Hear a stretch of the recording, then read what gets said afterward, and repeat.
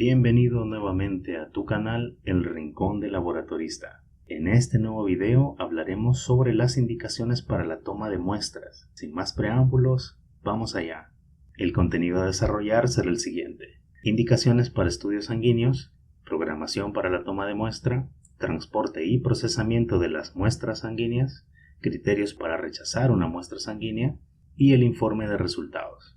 Muy bien. Iniciamos con las indicaciones para estudios sanguíneos. Como sabemos, la sangre es el líquido corporal utilizado con más frecuencia para realizar pruebas analíticas. Los estudios sanguíneos se emplean para valorar un gran número de procesos corporales y enfermedades. Las pruebas más comunes determinan la cantidad de eritrocitos y leucocitos, las concentraciones enzimáticas, lípidos, factores de coagulación y hormonas. La mayor parte de los estudios en sangre se solicita por alguna de las razones siguientes. Una de las razones es establecer un diagnóstico.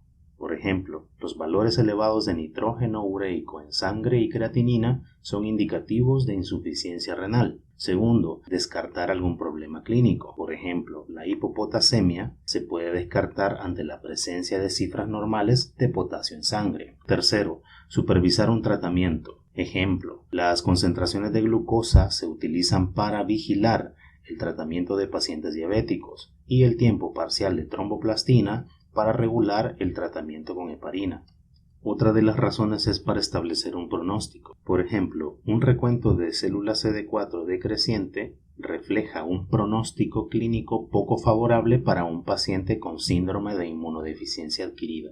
Seguidamente, detectar enfermedades. Se usan, por ejemplo, las concentraciones de antígeno prostático específico para identificar cáncer de próstata. Y por último, podemos determinar la dosis efectiva de un medicamento y evitar su toxicidad.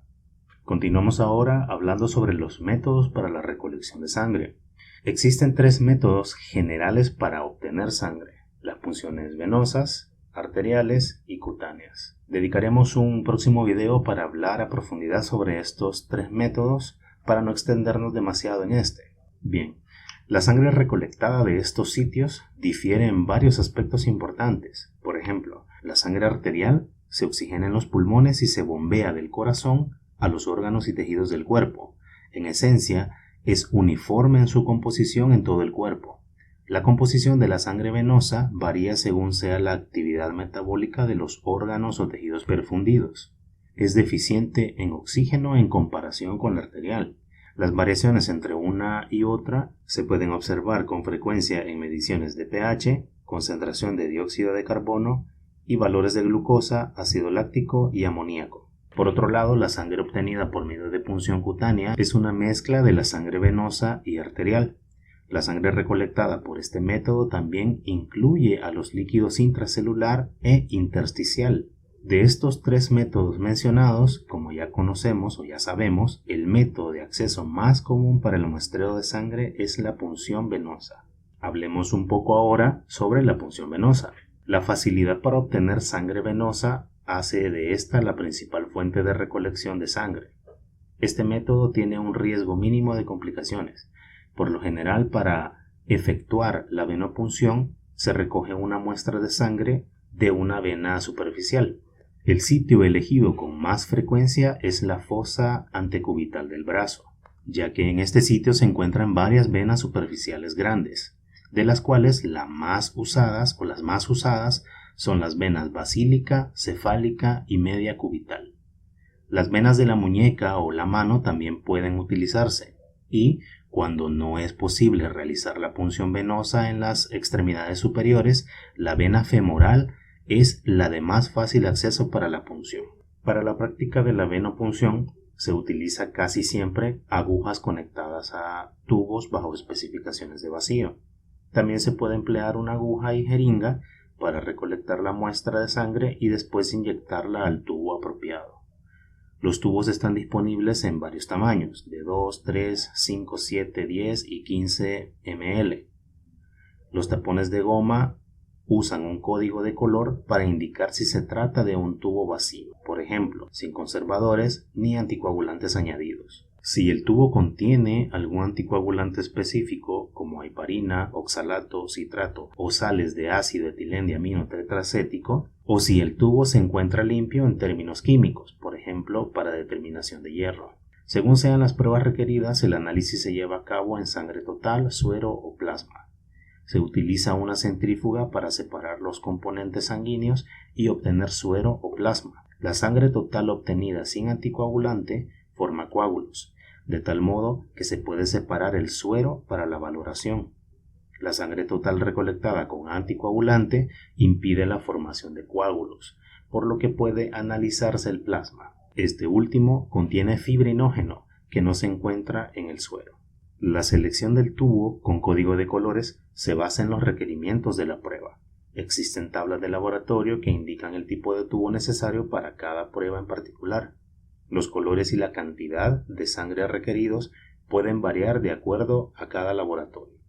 En la siguiente imagen les compartimos una tabla representativa con el código de color, el aditivo y el análisis que podemos realizar o algunos de los análisis que podemos realizar con ese color respectivo. Continuamos ahora hablando sobre la punción arterial. La sangre arterial se usa para cuantificar oxígeno, dióxido de carbono y pH.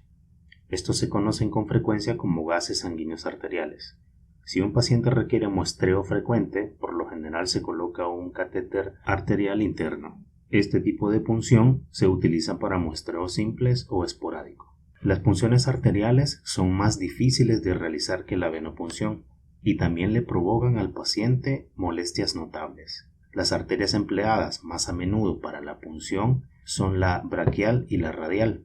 La arteria femoral casi siempre se evita debido a que es más frecuente el sangrado después del procedimiento y puede pasar inadvertido porque queda cubierto por la ropa de cama, y pueden perderse grandes cantidades de sangre antes de detectar el problema.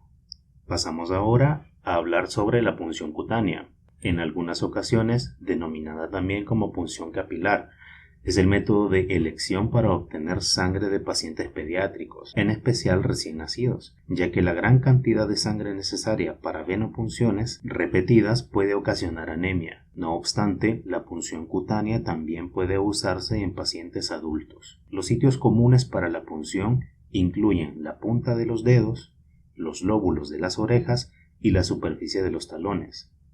Las puntas de los dedos se utilizan a menudo en adultos y niños pequeños.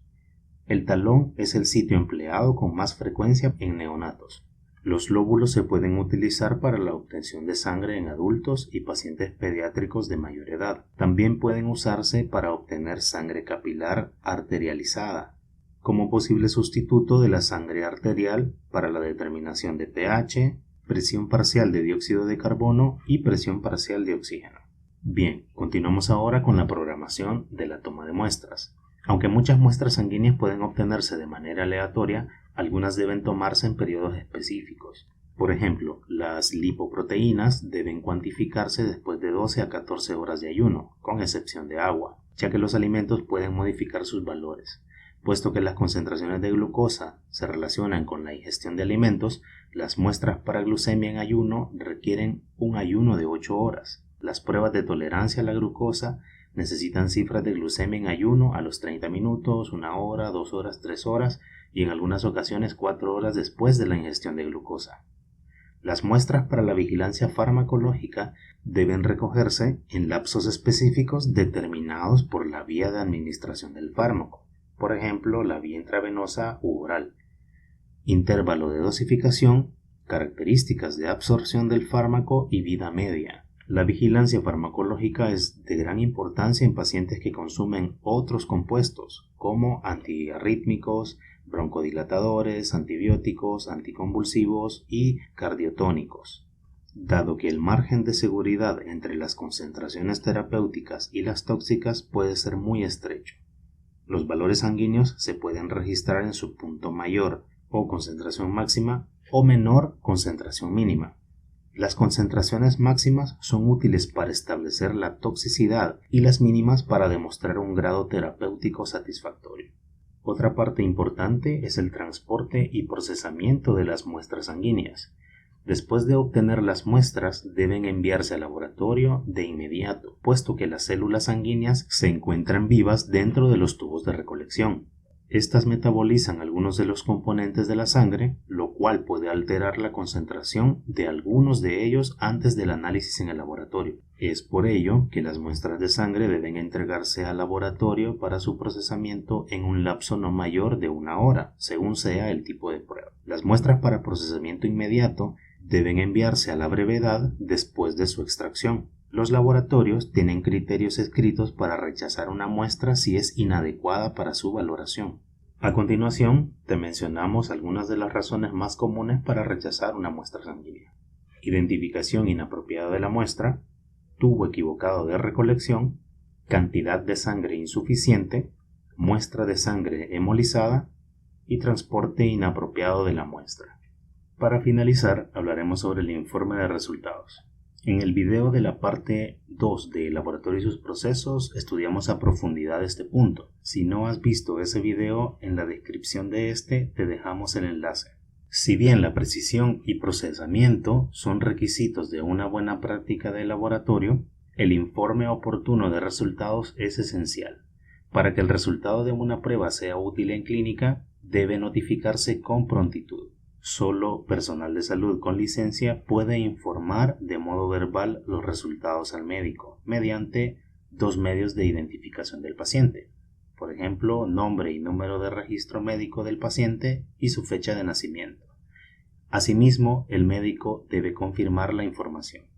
El informe debe ingresar al registro médico apropiado y presentarse de una manera clara y fácil de interpretar. Un listado de fármacos del paciente puede ayudar a la interpretación de los resultados. La información también debe incluir los resultados de la prueba, registrar unidades y límites de referencia. Es importante señalar que los intervalos normales para las pruebas de laboratorio varían de una institución a otra. Con frecuencia, es útil crear un listado seriado de los resultados de las pruebas en el cual las tendencias y los valores faciliten la interpretación. Pueden agregarse comentarios para favorecer la interpretación de los resultados, como por ejemplo, el técnico puede indicar si la muestra se encontraba hemolizada. Hasta aquí con la información de este día. Agradecemos que hayas llegado hasta el final del vídeo. Si te ha gustado, te invitamos a dar like y suscribirte a nuestro canal. En el próximo video, iniciaremos la sección de interpretación de la biometría hemática, para lo cual te recomiendo activar la campanita de notificaciones para que no te lo pierdas. Gracias y hasta la próxima.